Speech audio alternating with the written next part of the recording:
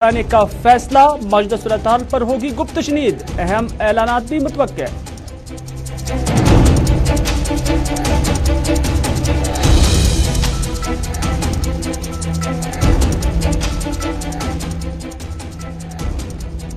Covid SOPs के नाम पर तालीम और तालिब इल्मों के साथ हो रहा है मजाक। स्कूलों के बगैर तमाम सरगर्मियां पाबंदियों से मुस्तस्ना। पांपोर मेले में एसओपीज की उड़ा दी गई हैं धज्जियां।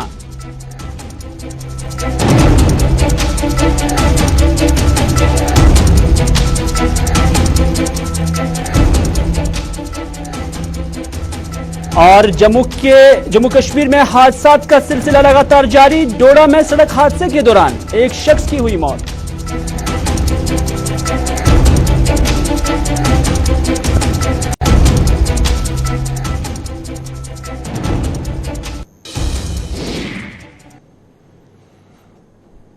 बिस्मिल्लाहिर्रहमानिर्रहीम, अस्सलाम वालेकुम। उर्दू खबरनामे में आपका खैर मकदम है। मैं हूं आपका मेजबान मीर हिलाल हांजुरी, श्रीनगर के स्टूडियो से बराह रास्त। और खबरनामे में और भी खबरें आया चाहती हैं। आज हम तालीम के शोबे के अंदर और जो एसओपीज जम्मू कश्मीर के अंदर रिसेंटली आए हैं, और एसओपीज के नाम पर कहीं तालीम के साथ मजाक तो नहीं हो रहा है, इस पर आज हम जरूर बात करेंगे। लेकिन तालीम से पहले सियासत का ही जिक्र करेंगे, क्योंकि पीएचईडी का इजलास कल डॉक्टर फारूक अब्दुल्ला की रिहाइशगाह पर मुनक्कद हो रहा है। और इस इजलास की खासियत यह होगी कि ये एक कन्वेंशन के तौर पर भी होगा, यानी इसमें सिर्फ जो पीएचईडी के मेंबरान हैं वो सिर्फ शिरकत नहीं करेंगे, बल्कि मुख्तलिफ पार्टियों के जो सीनियर लीडरान हैं वो भी इसमें शरीक हो जाएंगे।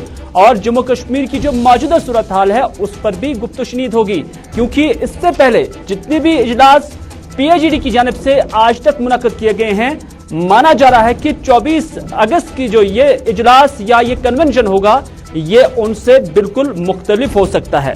लेकिन मुख्तलिफ सिर्फ इस वजह से नहीं होगा कि ये एक कन्वेंशन के तौर पर यहां पे मुनक्कद किया जाएगा, बल्कि जराए के हवाले से यह भी कहा जा रहा है कि जो मौजूदा सूरत हाल है और लाल किले की फसील से जो वजीर आजम हिंद की जानिब से ऐलान किया गया कि जम्मू कश्मीर के अंदर इलेक्शन प्रोसेस अब शुरू हो चुका है, उस पंस मंजर में भी इसे देखा जा रहा है। और महबूबा मुफ्ती की जानिब से जो हाल ही में बयान भी दिया गया है, जो उन्हें अलकायदा या हम कहेंगे तालिबान की पेश नजर उन्होंने दिया है, क्या उस पर कोई गुफ्त तशनीद होगी, ये भी देखने वाली बात होगी। फिलहाल हमारे सीनियर साथी सईद तजुमुल हमारे साथ जुड़ चुके हैं। तजुमुल, आपसे जानना चाहेंगे कि कल का ये इजलास काफी अहमियत का हामिल तस्वुर किया जा सकता है। क्या क्या खासियत रह सकती है इस इजलास के अंदर और कैसे ये आम इजलासों से डिफरेंट हो सकता है? बहुत बहुत शुक्रिया मीर हिलाल हांजुरी। जम्मू कश्मीर में People's Alliance for Gupkar Declaration के इस इजलास से मुतल्लिक मैं चंद अहम बातें बताऊंगा। इजलास में हर पार्टी ने जो गुपकार अलायंस का मेंबर है, मिसाल के तौर पर People's Democratic Party, National Conference, उसके अलावा People's Movement, CPIM, Awami National Conference, 50-50 delegate हर पार्टी से होंगे। और जिस वक्त पहले ये इंदिया दिया गया था कि शायद People's Democratic Party, National Conference अब इसको दूसरी पार्टियों तक ले जाना चाहती है, जिसमें वो पार्टियां हैं जो सियासी मखासमत इस वक्त पीएचईडी के साथ रखती है। हालांकि इन सियासी रहनुमाओं को अब इस पीएचईडी की मीटिंग से दूर दूर का वास्ता भी नहीं होगा, बल्कि जो मेंबरान इस वक्त एपेक्स कमेटी पीएचईडी के हैं उन्हें 50-50 डेलीगेट लाने होंगे। और ये 50-50 डेलीगेट, मान लो अगर आपके पास 6 मेंबरान हैं एपेक्स बॉडी में, तो आपके पास 300 मेंबरान का डेलीगेशन जो है कन्वेंशन की सूरत में डॉक्टर फारूक अब्दुल्ला की रिहाइशगाह पर सुबह 11:30 बजे शुरू होगा। अब सवाल ये है कि 1 से 50 डेलीगेट करने का मतलब या वफूद को बढ़ाने का मतलब शायद एक डेलिब्रेशन चलेंगे, डिस्कशन चलेंगे कि आखिर पीएचईडी का जम्मू कश्मीर में डिलिमिटेशन, पीएचईडी का जम्मू कश्मीर में 35 से 370 धारा मनसूखी के बाद किस तरह का प्रोग्राम है। और इस प्रोग्राम में रिवायती हरी पार्टियां, अपनी पार्टी पीपल्स कॉन्फ्रेंस और दीगर पार्टियां, बीजेपी तो है ही है, और कांग्रेस पार्टी भी इससे इख्तलाफ भी नहीं करती है और इससे इत्तेफाक भी नहीं करती है, यानी वो बीच का रास्ता इख्तियार करना चाहती है। जराए के हवाले से खबर है सीनियर अब्दुल्ला कल तमाम डेलीगेट्स का इस्तकबाल करेंगे और थ्रेडबेयर डिस्कशन होगा कि डिलिमिटेशन के मनफी और मस्बत पहलू क्या है। अगर आप एक कॉन्स्टिट्यूएंसी को 1 लाख वोटों तक महदूद करना चाहते हैं जो दूसरा कॉन्स्टिट्यूएंसी आप एसटी दर्जे में लाते हैं उसके मनफी फायदे नुकसान कितने हो सकते हैं समाज में, और डिलिमिटेशन नॉर्थ ईस्ट और बाकी स्टेट्स में बाद में 2026 में जम्मू कश्मीर पहले क्या होगा। इसके अलावा हुर्रियत कॉन्फ्रेंस के मामला, तालिबान का असर खुद जनूबी एशिया पर किस तरह से पड़ सकता है। महबूबा मुफ्ती, फारूक अब्दुल्ला, उमर अब्दुल्ला, मोहम्मद यूसुफ तारिगामी, मुजफ्फर अहमद शाह, जावेद मुस्तफा मीर समेत अहम शख्सियात इस कन्वेंशन से खिताब करेंगे और आरा हासिल करेंगे। उसके बाद मुतवक्का तौर पर जो है प्रेस रिलीज जारी की जाएगी जो इत्तफाकन जम्मू कश्मीर के तमाम नुमाइंदगी तबके की नुमाइंदगी करने का इफ्तिखार हासिल करता हो। तजम्मुल, चूंकि ये भी खबरें आ रही हैं कि कल का ये इजलास इस वजह से भी काफी अहमियत का हामिल है कि इस इजलास के दौरान ये तय किया जाएगा कि आइंदा की स्ट्रेटेजी जो पीएजीडी है उनकी जानब से क्या कुछ रहने वाला है, क्योंकि वजीर आजम साहब की जानब से ये इशारा भी दिया गया है कि अब इलेक्शंस होंगे और मुबस्सिरीन यही कहते हैं कि फरवरी से लेकर मार्च के महीने तक जम्मू कश्मीर के अंदर इलेक्शंस भी हो सकते हैं। तो क्या उस पस मंजर में वाकई कुछ ऐलानात भी यहां से मुतवक्का है? देखिए, इंतखाबात पे मुझे लगता है कि पीएजीडी कोई भी बात कबल अज़ वक्त नहीं करना चाहेगी क्योंकि उससे मामला बिगड़ने का खतरा है। अगर आपको मैं समझा दूं कि अगर एक कॉन्स्टिट्यूएंसी में नेशनल कॉन्फ्रेंस को वोटरान पर सबकत हासिल है तो दूसरी कॉन्स्टिट्यूएंसी में पीडीपी या तीसरी कॉन्स्टिट्यूएंसी में किसी और पार्टी को होगा।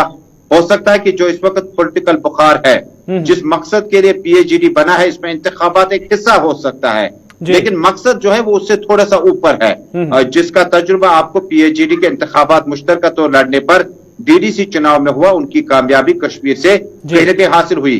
जब तक न इंतखाबी माहौल में नोटिफिकेशन जारी होगा, पीएजीडी की मीटिंग में अवामी रद्द अमल और मैंडेट को लेकर कोई बातचीत नहीं होगी। मुझे लगता है कि कल की मीटिंग में जो जराये के हवाले से खबर है, सीनियर अब्दुल्ला और उसके बाद महबूबा मुफ्ती और उमर अब्दुल्ला के बीच में मशावरत चल रहे हैं कि आइंदा कुछ दिनों में, क्योंकि पीएजीडी में जिन मेंबरान में डॉक्टर शाह फैसल की पार्टी है, मरूम गुलाम अहमद शाह साहब की पार्टी है और दीगर पार्टियों में नेशनल कॉन्फ्रेंस और पीटीपी का वेट बड़ा ज्यादा है।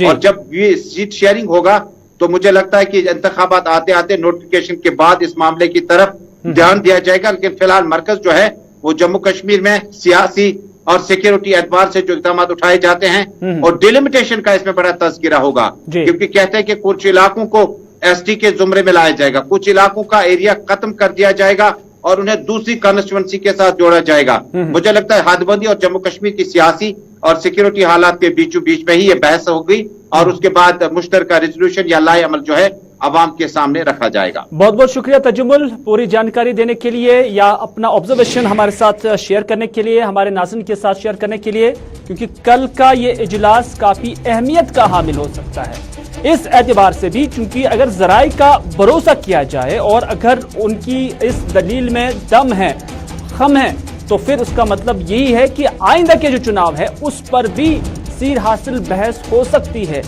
और ये भी माना जा रहा है कि अंदर ही अंदर पीडीपी, नेशनल कॉन्फ्रेंस और उनकी जो हम ख्याल जमातें हैं उनकी जानब से इस बात पर भी इत्तिफाक बनाने की कोशिश की जा रही है कि जो आइंदा असेंबली इंतखाबात होंगे वहां जहां जहां पर peoples conference, Bharatiya Janata party और अपनी पार्टी का मजबूत उम्मीदवार होगा तो वहां वहां पर पीएजीडी की जानब से मुश्तरका उम्मीदवार खड़ा किया जा सकता है।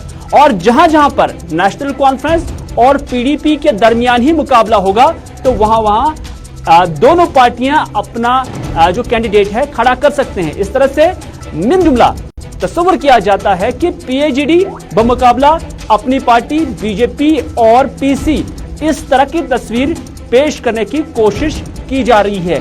लेकिन ये सब कुछ जो है ये जराए के हवाले से खबर है और इस पर अभी कुछ तस्दीक से कहना कबल वक्त ही होगा। लेकिन इतना जरूर है कि आने वाले वक्त में इस सारी सिचुएशन के हवाले से जो तस्वीर है वो साफ हो सकती है।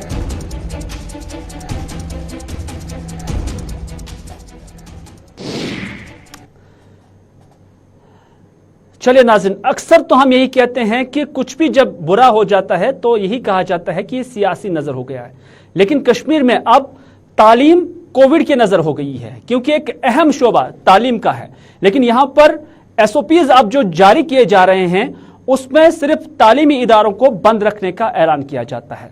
तो इस तरह से कहीं ये हमारे समाज के लिए, हमारी स्टेट के लिए, हमारी यूटी के लिए नुकसानदेह तो नहीं है, क्योंकि बाज मुबस्सरीन और बाज जो माहिर तालीम है उनका मानना है कि टूरिज्म पर फोकस किया जाता है, मिलिटेंसी को लेकर उसको कूप करने के लिए बहुत बड़ा फोकस है, लेकिन तालीम को नजरअंदाज किया जा रहा है और तालीम को लेकर सिर्फ यही कहा जाता है कि सिर्फ यहां पर अल्टरनेटिव ऑनलाइन एजुकेशन है, जबकि ऑफलाइन बंद किया है। लेकिन जो ताजा एसओपीज जारी किए गए हैं और ये तस्वीरें आप देख सकते हैं, ये पामपोर के हैं जहां पर मेला आजकल जारी है और इसमें आप देख सकते हैं कि गवर्नमेंट क्या देख रही है और आप हैरान हो जाओगे कि ये जो यहां पर इवेंट बनाया गया है ये गवर्नमेंट की ही जानिब से ऑर्गेनाइज किया गया है और यहां किसके मुंह पे मास्क है आप खुद देखिए।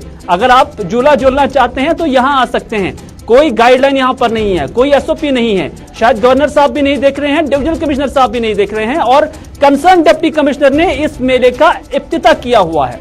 यह हैरान कुन बात है कि तालीमी इदारों में इस वजह से तालीम अब बंद कर रहे हैं ऑफलाइन एजुकेशन कि यहां पर कोविड गाइडलाइंस क्या है, यानी थर्ड वेव के बारे में कहा जाता था कि थर्ड वेव के पेश नजर ये प्रिकॉशनरी मेजर्स हैं, लेकिन यहां पर बच्चे भी हैं, बुजुर्ग भी हैं, पेरेंट्स भी हैं, टीचर्स भी हैं, कोई जैसे देखता ही नहीं है। क्या यहां कोविड नहीं फैल सकता है? एक बड़ा सवाल जो अवाम सरकार से पूछ रही है और सरकार जैसे सुने नहीं रही है। पहले अमजद के पास चलते हैं और अमजद से हम जानने की कोशिश करेंगे कि जो कल ही कोविड गाइडलाइंस है उसको मुतारफ किया गया और साथ ही साथ अमजद हमें बताएंगे कि जो नए गाइडलाइंस है, जो नए एसओपीज है वो क्या है। लेकिन साथ ही साथ माहिर तालीम और जम्मू कश्मीर में जो प्राइवेट स्कूल एसोसिएशन है उसके प्रेसिडेंट जी एन वार साहब भी हमारे साथ है, हम दोनों का इस्तकबाल करना चाहेंगे।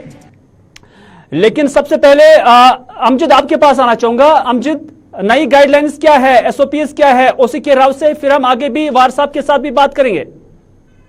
देखिए, लगातार पिछले कई समय से जम्मू कश्मीर की सरकार गाइडलाइन सामने रख रही है और हर बार ये बता रही है किस तरह से लोगों ने कौन सी नई एसओपीज का पालन किया। पिछले तो लगातार 4 महीने की बात करें। अमजद, आपकी आवाज साफ नहीं आ रही है। इससे पहले कि आप आवाज ठीक करें, मैं अपने पैनल से भी गुजारिश करना चाहूंगा कि ऑडियो को ठीक किया जाए। लेकिन मैं चलना चाहूंगा जी एन वार साहब के पास। वार साहब, सिर्फ एजुकेशन इदारे, तालीमी इदारे बंद किए जा रहे हैं और इस पर कोई ऑल्टरनेटिव नजर नहीं आ रहा है। पार्लियामेंट का डेटा जब देखते हैं तो सरकार खुद ये कहती है कि बेशतर आबादी के पास, बेशतर स्टूडेंट्स के पास इंटरनेट की रसाई नहीं है। अगर इंटरनेट की रसाई नहीं है तो स्मार्टफोन्स नहीं है जिसके जरिए वो ऑनलाइन एजुकेशन भी हासिल करते। हालांकि ऑनलाइन एजुकेशन कोई ऑल्टरनेटिव नहीं है, कोई मुतबादिल नहीं है। क्या कुछ कहना चाहेंगे सरकार के उन फैसलों को लेकर? जब पार्क्स एंड गार्डन्स खुली हैं, जब आप इन पार्क्स एंड गार्डन्स में बच्चों को भेज रहे हैं जो बच्चे स्कूल में होने चाहिए थे, और जब आप मेलों का ऑर्गेनाइज कर रहे हैं और वहां पर हजारों की तादाद में लोग जा रहे हैं, कोविड एसओपीज की धज्जियां उड़ा दी जा रही हैं, सरकार की पैट्रोनाइजेशन इस चीज को लेकर है, लेकिन तालीम को लेकर जो आपकी ठोस पॉलिसी होनी चाहिए, सारी चीजों को एक तरफ छोड़कर तालीम को लेकर आपने मुतबादिल ढूंढना चाहिए था, लेकिन वो मुतबादिल अभी भी नजर नहीं आ रहा है। जी एन वार साहब, एक बड़े इदारे को या बड़े इदारों की रिप्रेजेंटेशन आप भी कर रहे हैं और आपने भी सरकार की गोशगुजारी कराई होगी, तो जवाब क्या मिल रहा है?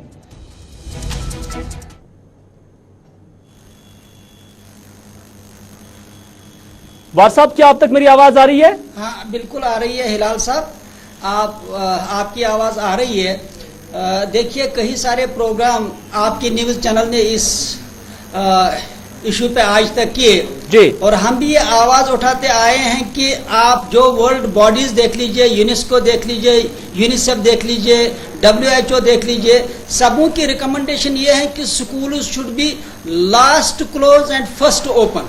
लेकिन अब ऐसा हो रहा है, अब स्कूल ही फर्स्ट क्लोज और लास्ट कब आएगा गॉड नोज। इस वक्त एक अजीब सिचुएशन है, एक तरफ से हर चीज खुली है, रेस्टोरेंट खुले हैं, खेल के मैदानों में सैकड़ों हजारों इस वक्त जो है पार्टिसिपेशन हो रही है, इस वक्त मार्केट खुले हैं, ट्रांसपोर्ट खुला है, मेले लग रहे हैं, फंक्शंस हो रही हैं, सरकारी गैर सतह पे जो हम देखते हैं तो हर जगह पे फंक्शंस वगैरह प्रोग्राम हो रहे हैं। लेकिन क्या स्कूल ही कोविड ड्राइवर है? क्या एजुकेशन इंस्टीट्यूट में ही कोविड से खतरा है, वही बच्चा जिसको आप स्कूल आने से रोक रहे हैं, वही बच्चा इस वक्त पार्क में है, रेस्टोरेंट में है, खेल के मैदान में है, जहां कोई SOPs पे अमल नहीं हो रहा है, कोई मास्क, कोई सैनिटाइजर्स की जो है हम खुद देख रहे हैं कि कोई परवाह नहीं हो रही है। लेकिन यही बच्चा, यही स्टूडेंट जब स्कूल आता है तो आप स्कूल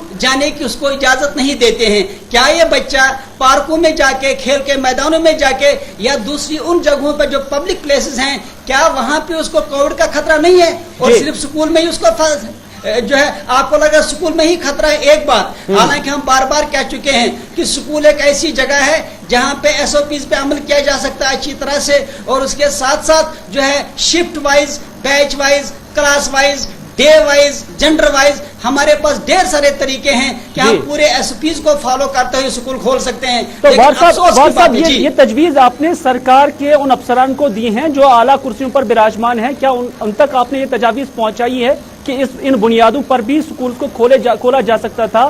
स्कूल पहली प्रायोरिटी होनी चाहिए थी, बाकी सभी कामों को छोड़कर, सभी मेलों को छोड़कर, बाकी सभी parks and gardens, tourism and all, उस सब को छोड़कर तालीम पर फोकस रहना चाहिए थी सरकार।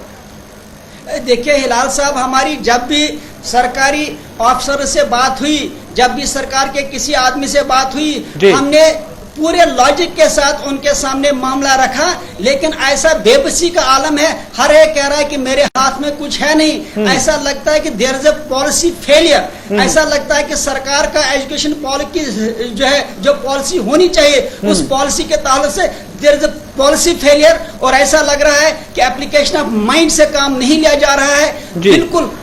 बिल्कुल परसेप्शन को इस वक्त मैनेज किया जा रहा है, हालांकि कोई रीजन नहीं, कोई लॉजिक नहीं। हमारे पास इस वक्त हजारों कॉल्स आते हैं पेरेंट्स की तरफ से, और पेरेंट्स तो है ही, इसके अलावा बच्चों की जो इस वक्त जो हालात हम देख रहे हैं, जो उनकी नफ्सियात हैं, इनको इमोशनल प्रॉब्लम हो रही है, साइकोलॉजिकल प्रॉब्लम हो रही है, डिप्रेशन के शिकार हो रहे हैं। हमने इस ताल्लुक से सरकार से जब भी बात की तो ऐसा लग रहा है कि कोई पॉलिसी फेलियर है। बिल्कुल पॉलिसी फेलियर है। इसी वजह से एक बार फिर से आपके पास ही आना चाहूंगा, लेकिन अमजद को पहले जोड़ना चाहूंगा। अमजद, आपके पास मालूमात हैं, कल ही जो कोविड की नई गाइडलाइंस आई है, SOPs बताए जा रहे हैं, माना जा रहा है कि सिर्फ जो एजुकेशन इदारे हैं वहीं पर पाबंदी है, बाकी सारी जगहें हैं, बाकी मेले या पार्क्स एंड गार्डन्स या टूरिज्म या जितने भी बाकी फंक्शंस हैं वो मुस्तस्ना है। लेकिन सिर्फ ये कहा जा रहा है कि सिर्फ 25 अफराद किसी फंक्शन में, प्राइवेट फंक्शन में आ सकते हैं, लेकिन जब हम गवर्नर हाउस की बात करते हैं तो 800 लोगों को इन्विटेशन जाता है।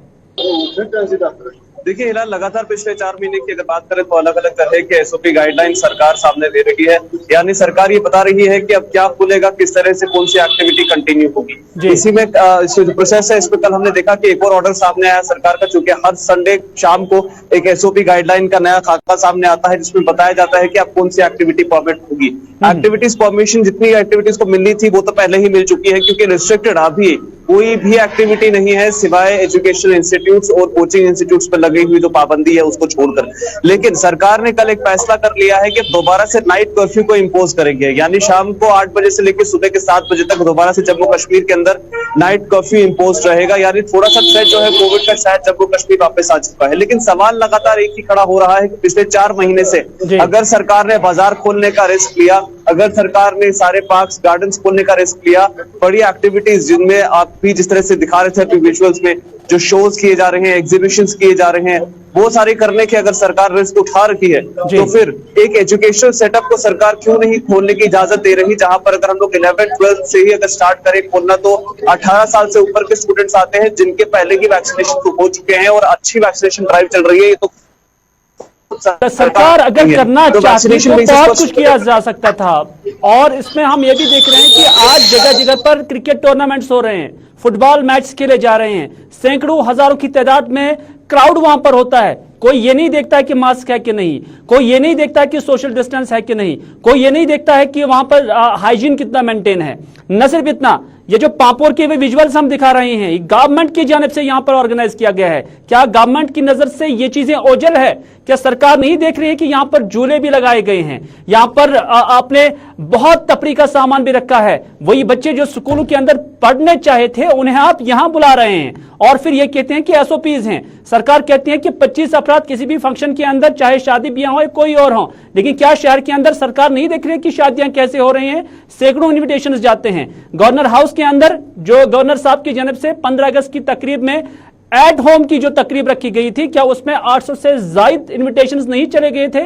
तो फिर कोविड प्रोटोकॉल, SOPs क्या नाम है कि ये एजुकेशन के साथ कोई मजाक तो नहीं हो रहा है? वार साहब, आखिरी कमेंट्स आपसे लेना चाहूंगा, क्या कुछ करना चाहिए अब, क्योंकि अब पानी सर के ऊपर से जा रहा है। अब जो पेरेंट्स है वो भी कह रहे हैं कि उन्हें फीस वसूला जा रहा है, जबकि आमदनी बहुत कम है और उसके साथ साथ बच्चों को तालीम नहीं मिल रही है। सरकार बहुत खामोश है। इन सर्कमस्टेंसेस में क्या आप नहीं समझते हैं कि जो क्रॉप अभी तैयार हो रहा है ये एक डिवास्टेटिंग फ्यूचर के तरफ जा रहा है? और अगर सरकार थर्ड वेव के लिए कोशिशें कर रही है, प्रिकॉशंस दे रही हैं, तो उस वक्त जब लगता कि हाँ थर्ड वेव आ गई है, तो उस वक्त क्या 2 लाइनें लिखकर सरकार उन स्कूलों को बंद नहीं कर सकती थी?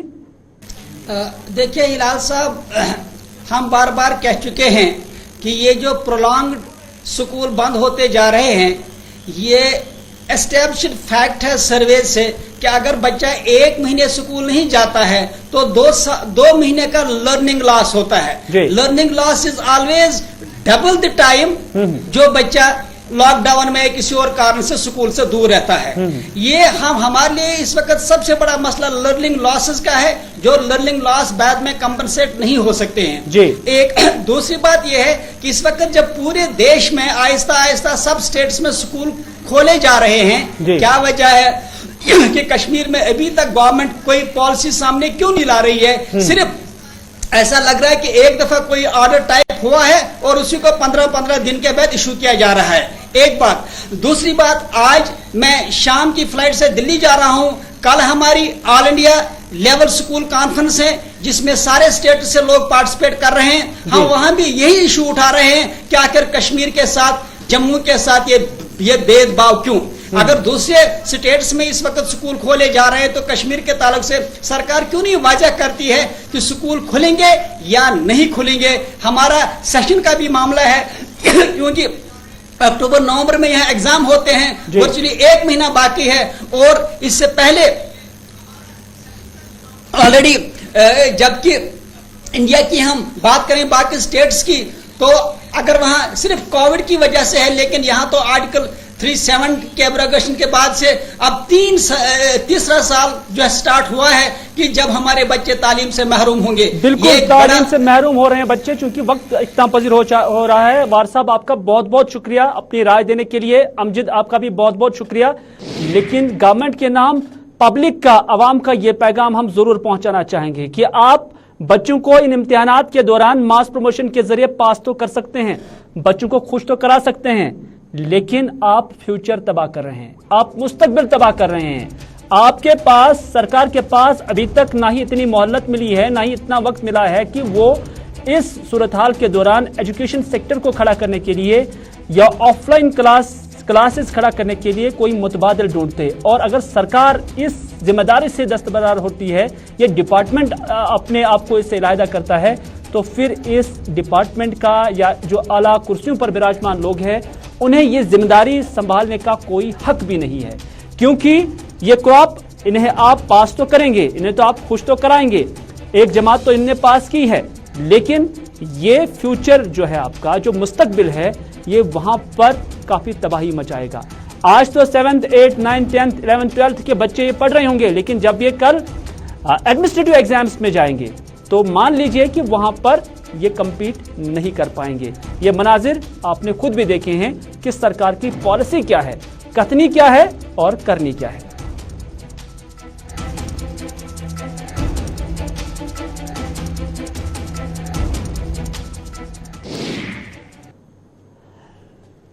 चले नाज़रीन, बात करते हैं हादसों की, क्योंकि हादसात का सिलसिला भी इसी वादी कश्मीर और इसी जम्मू कश्मीर के अंदर जारी है और लोग भी रोजाना मर रहे हैं। हम बात करेंगे पुल डोडा की, जहां पर एक बोलेरो कार को हादसा पेश आया है और हादसे के नतीजे में राम सिंह नामी एक शख्स की मौत भी वाक़ा हुई है। उससे अगरचे फौरन हॉस्पिटल भी ले जाया गया था, ताहम वो जख्मों की ताब न लाते हुए वहां पर दम तोड़ गए। राम सिंह की उम्र 30 साल बताई जा रही है और ये शाम के वक्त ये हादसा पेश आया था। आपको बताते चले कि जम्मू कश्मीर के अंदर ट्रैफिक रूल्स की वायलेशन भी होती है और इसके साथ साथ कहीं कहीं पर सड़कें भी इस कदर खराब है कि हादसे का शिकार कोई भी गाड़ी या गाड़ी वाला हो ही जाता है। तो इस तरह से जहां ट्रैफिक रूल्स की वायलेशन होती है वहीं पर सड़कें भी यहां इस तरह की हैं कि कहीं पर भी कोई बड़ा हादसा पेश आ सकता है जिससे इंसानी जानें तलफ हो सकती है। ये हुई गड़सू से आगे एक्सीडेंट हुआ, गड़सू से आगे थोड़ा, तो वहाँ से नीचे बोलेरो गाड़ी गई, तो इसमें था ड्राइवर राम सिंह। अब वहीं पे काम वगैरह करते हैं? मैं करता हूँ क्रशर पे काम। तो ये शख्स कहाँ का रहने वाला था? ये रहने वाला था चिल्ली का, भले चिल्ली आता है वहाँ, नाम है चिल्ली, वहाँ का रहने वाला। ये किसी कंपनी वगैरह में काम करता है? हाँ जी, कंपनी में काम कर रहा है।